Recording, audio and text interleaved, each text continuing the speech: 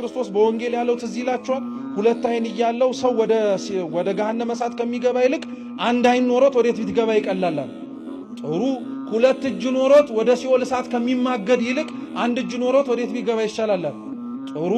ሁለት እግር ኖሮት ወደ ሲኦል ከሚገባ ይልቅ አንድ እግር ኖሮት ወዴት ቢገባ ይሻላል።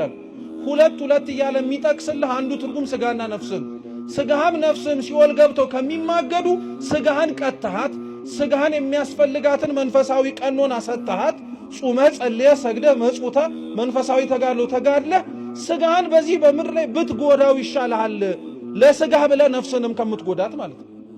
ስለዚህ ስጋህን ጥለህ ነፍስህን ግን ብለህ የምትኖር ከሆነ ሁለቱን ሳይሆን አንዱን ይዘህ የምትኖር ከሆነ ከፍ ወዳለ ወደ እግዚአብሔር መንግሥት ትገባለህ። እየሰማችሁ ነው?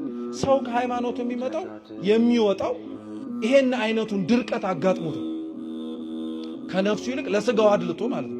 ነፍሱን እያደረቀ ስጋውን እያደለበ።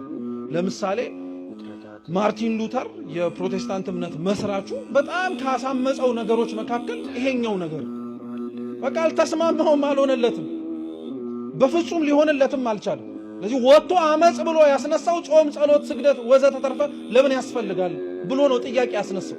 ድርቀት ማለት ይሄ። ሁለተኛው ድርቀት ደግሞ ምን ማለት መሰላችሁ? ድርቀት በሉ አልሰማም ባይነት ማለት ነው። አንዳንድ ሰው ብለኸው ሳይሰማ ሲቀር እገሌ ምንድነው ትላለህ? ደረቅ ነው። እንደ ሰይጣን ደረቅ የለም።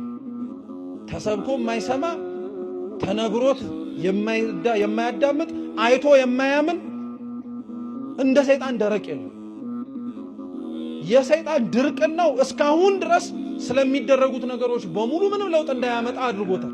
ደረቅ ስለሆነ አንዳንዶቻችን በሃይማኖት ህይወታችን ውስጥ ደረቅ የሆንን ሰዎች አሉ።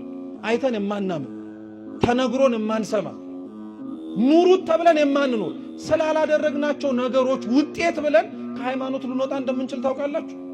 ድርቀታችን ማለት ነው። ኑረው እየተባል ካለመኖር፣ አርገው እየተባል ካለማድረግ፣ ሁነው እየተባል ካለመሆን ድርቀት እኮ ነው። ሰው ድርቀት ሊያወጣው ይችላል ማለት ነው።